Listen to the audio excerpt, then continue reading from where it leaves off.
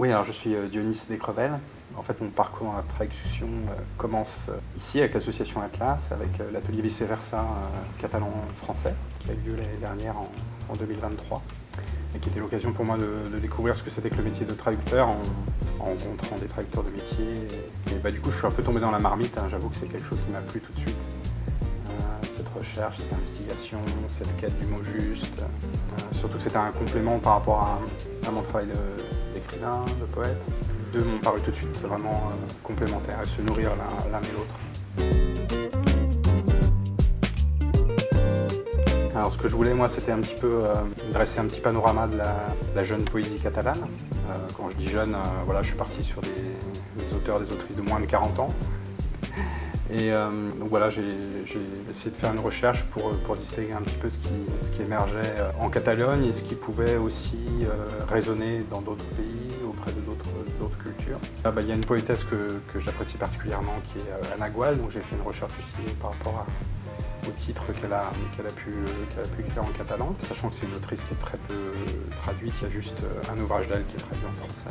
Donc je voulais axer ma recherche en partant d'elle parce que c'est elle que je connaissais et c'est elle qui m'a donné goût à la poésie écrite en catalan. Donc j'ai cherché un petit peu aussi du côté des romanciers pour voir si ces romanciers avaient écrit de la poésie. Donc du coup je suis tombé sur Irénée Sola, qui est un peu l'autrice la plus connue en France et en Europe puisqu'elle a été traduite dans plusieurs langues européennes. Et puis Paul Gouache, qui a aussi été traduit, son roman Napalm Alcohol, qui a été traduit aussi en français. Après, je les ai un petit peu repérés, un petit peu comme un peu des fers de lance un petit peu de la culture catalane à travers l'Europe. C'est-à-dire ces deux personnalités très jeunes, qui ont une belle visibilité, qui ont une écriture très poétique. Il y a une personnalité qui est un peu moins connue en dehors des frontières, c'est Juana Dolores, aussi une autrice qui est assez connue en Catalogne et en Espagne, qui est très médiatisée mais qui n'est pas du tout connue ici en France. Ça m'intéressait aussi d'essayer de traduire son univers, d'essayer de le faire découvrir aux lecteurs français. Je crois que la particularité de la poésie catalane, c'est qu'elle est quand même très attachée au vers, en général une forme assez courte, avec parfois une apparition de la prose. Je m'aperçois que quand même dans la plupart des ouvrages que j'ai pu découvrir et lire, il y avait quand même cet attachement au vers, même s'il est libre, dans sa forme avec des strophes comme ça, deux, trois vers, des espaces. Quand même un espace qui est laissé au silence aussi.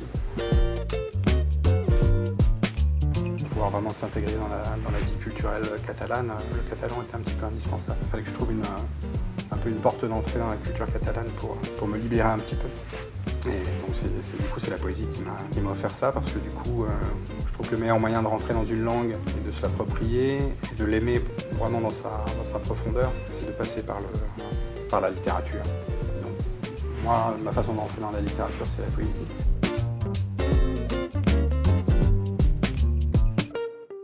Moi, ce qui m'a beaucoup plu dans la poésie catalane en général, dans celle que j'ai lue, c'est vraiment un rapport à la nature qui est très très fort, un rapport aux légendes anciennes, à toute une mythologie, un peu de l'invisible, des forêts, des montagnes, des lacs, des rivières. Il y a toute cette fantasmagorie qui est très présente dans la poésie catalane, dans la littérature catalane en général.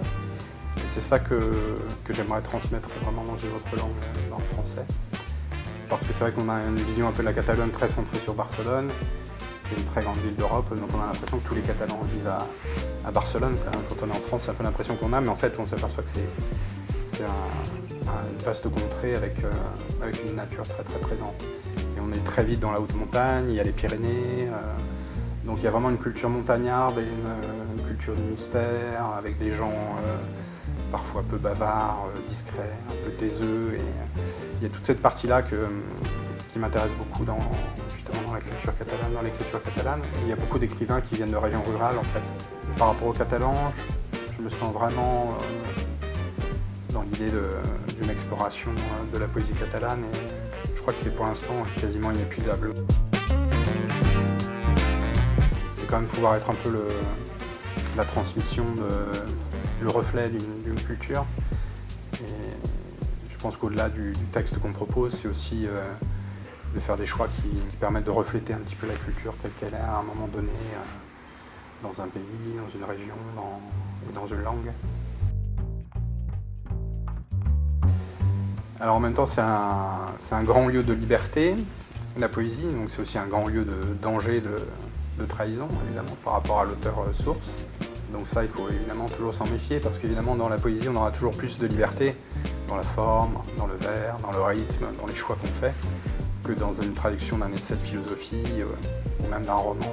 Donc évidemment, il y a ce danger-là de diffusion du poète qu'on a en nous. Il faut toujours un peu s'en méfier, je pense. Mais en même temps, c'est ça qui permet, je pense, de faire une bonne traduction de poésie. C'est d'avoir cette effusion, ce rythme, cette façon d'entendre le monde qui est à mon avis particulier au poète.